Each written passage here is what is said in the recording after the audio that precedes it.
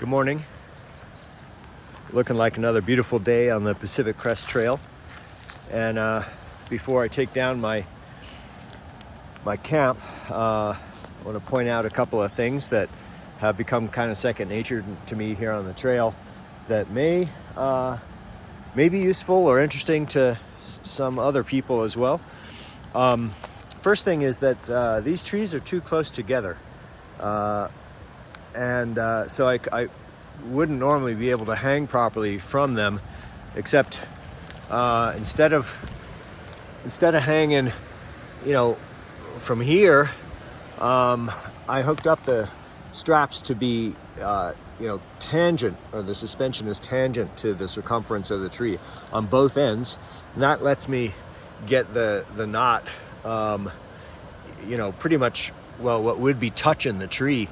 So I got a little extra distance that way. Just one of several little tricks I deploy. This is dynaweave suspension with Beckett hitch, which I really love. It's just so clean and simple. Only thing I can complain about is sometimes it takes a lot of hand strength to untie these knots when you're taking it down. But it's all small beans. You could also complain that this dynaweave becomes, bunches up and becomes really narrow and isn't effectively different than a rope tied around this tree. And ropes around trees can damage trees. In the case of these big ponderosa and Jeffrey pines that have this scaly bark, you're just not going to convince me that this narrow suspension is hurting the cambium underneath the bark. It's like an armored tree. If it was a thin bark tree, I would take the trouble to spread this webbing out to make sure that it was at least an inch wide to avoid hurting the tree. Nobody likes hurt trees. Some other things, just the trekking poles. These are Tensa Trekking Treez, which are super stout and bomber, which allows you to just push them into the duff to act as giant stakes to hold the bug net tie-outs of the Warbonnet XLC here out. If I can't plunge the stakes into the ground, I will, redirect this down to the ground, either use a stake, or frequently you can just wrap it around a rock, to get your bug nets off your face. Creates a nice roomy kind of vestibule. This is the Warbonnet underquilt protector, which at first I didn't like how baggy it was. Didn't seem to kind of create a seal. But that void, you can see something hanging in there. That's where I chuck my camp clothes, and if it's going to be below freezing at night, I can put my water filter and electronics down there. And it's a little microclimate above freezing to keep those things from freezing and avoid the bad effects of letting your water filter or electronics freeze. I'm finding an underquilt protector is really nice in even the least amount of wind to let you get down to or even below the rating of the underquilt comfortably. Coldest night so far with this setup was 15 degrees Fahrenheit, just below Mather Pass. And I was toasty. I was genuinely toasty. I had not even deployed all of my warm gear. I did have, I was completely covered with frost, but that's a different problem. So I use this even if it's not super cold or windy, again, because storage. I have things to hand that are, too bulky to cram into the shelf. The other thing I do is between the hammock body, the purple, and the green of the underquilt itself, this is a Warbonnet Wooki, I tuck my socks. That's right. I got liners and alpaca outers there, and my body heat will assure that they stay or that they become dry and warm, ready to put on the next morning, which is real nice. Because of sweat and stream crossings and all that. They're often damp by the end of the day. To tension this underquilt protector properly, if you follow their directions, you're tying a knot, in the grosgrain ends, just up against the end knots of the hammock itself. And I've done that, and I find that leaves this a bit loose, so it'll flap around in the breeze and kind of defeat the purpose of creating a sort of microclimate seal down there. So I've been tying it to the Beckett loop to give it just a little extra snugness around the hammock body. And I can feel the tightness when I sit on the edge. It's not a big deal. I kind of wish they'd put some sort of elastic strain relief or a cord lock so that you could vary the tension of the underquilt protector and add some strain relief, because sometimes I'm worried I'm going to pull something too hard. Warbonnet's hammocks use little carabiners on the ends. Not able to show you, you see it anyway. Both ends have it to secure the bug net and other accessories like the underquilt. I just hang my pack there too, so I can reach through here into my pack at night. My pack is off the ground.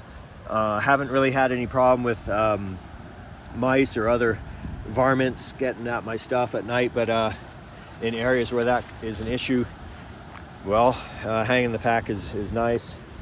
I'm running out of things to talk about here, but I had a good night, as I have every night on the PCT, including the desert section, thanks to those poles when trees aren't available. And I'm gonna take this down and get hiking. A couple things I left off, because I always forget things. Before I untie this, I've taken, well, everything. It's the underquilt, my top quilt, both of which are 20 degree. The 20 degree Wooki and the 20 degree Diamondback top quilt, together with all my sleeping clothes and so on, still there in the shelf.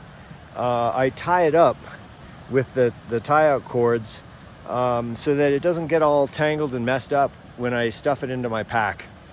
I'd really like to be able to zip the top of the underquilt protector to make a big slug tube where it would just all stay tidy, but the zippers don't match or have sliders for the underquilt protector.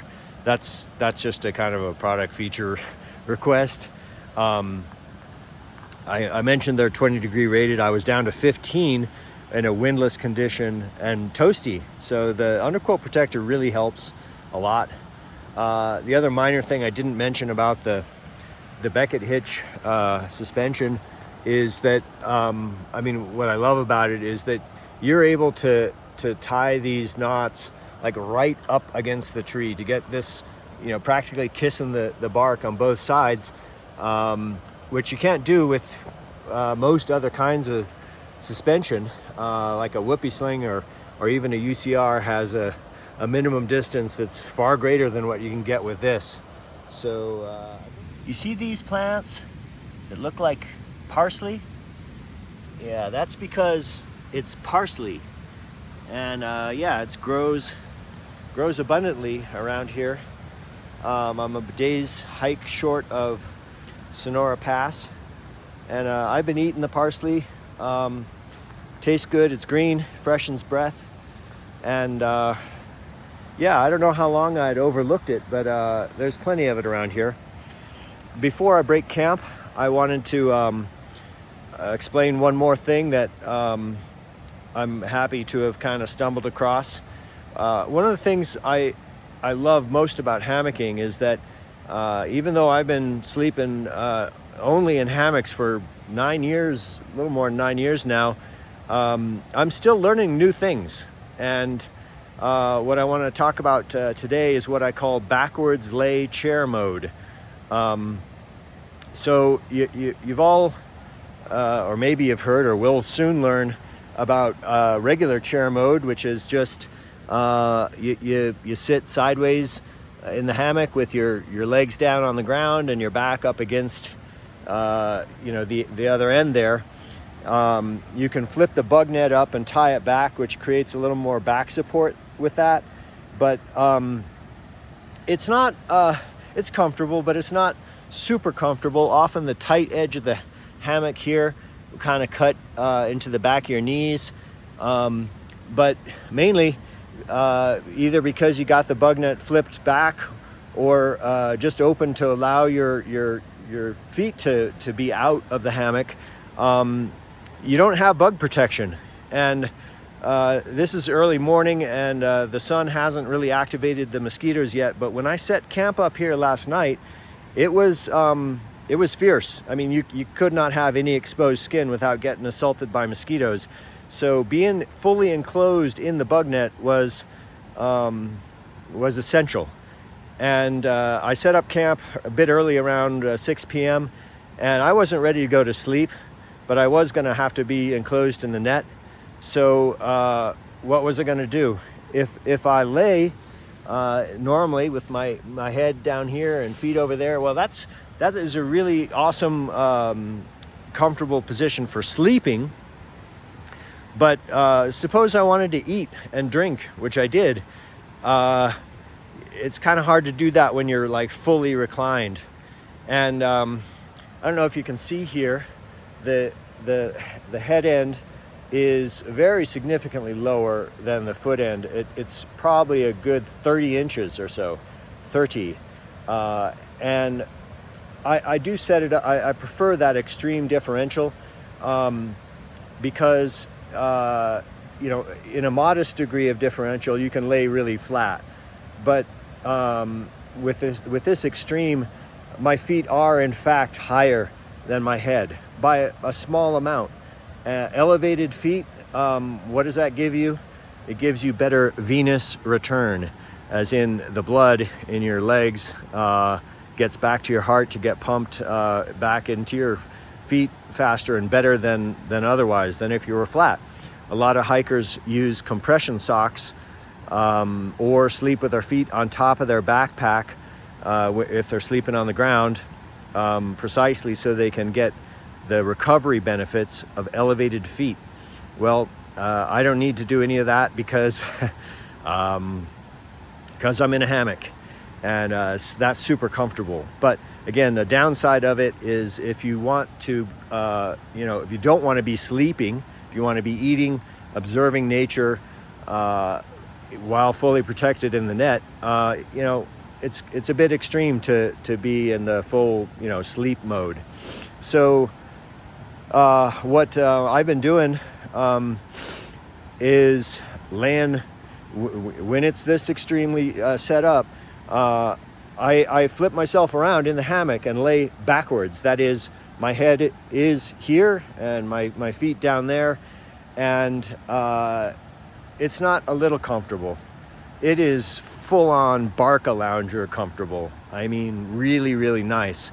Don't you slip down? No, you don't slide down. I'm not really sure of the physics of it, but that the central stiffen ridge that would normally give you a calf ridge, when you're laying with your head at the foot end high like that central stiffening becomes kind of a shelf. It becomes butt ridge, if you like, and you kind of brace yourself against that ridge and don't slide down. Furthermore, your feet settle in the low pocket that would be where your head would go normally, and because of the sharp angle up to the suspension from there, your feet kind of brace yourself against it and you don't slide. So when you're laying like that, you of course close up the bug net, and you have no mosquito troubles. Your head is completely upright without strain, so you can look around. I had a nice deer visit last night. There's lots of tame deer around here. Fortunately, no bears. And I could enjoy eating and drinking without dribbling it all over myself or my quilts and so on, as has happened when I've tried to eat with my head down in the sleeping position. So yeah, backwards lay chair mode works when you set up a steep slope on your ridgeline, and that's that. Yeah, once again, I've used the trekking poles as sort of giant stakes, tall stakes, to for the tie outs here, and I can't think of anything else really novel with this hang. But yeah, I wanted to introduce you to y'all to backwards lay chair mode, and hope you find it as comfortable and nice as I have been on my Pacific Crest Trail thru hike with a hammock.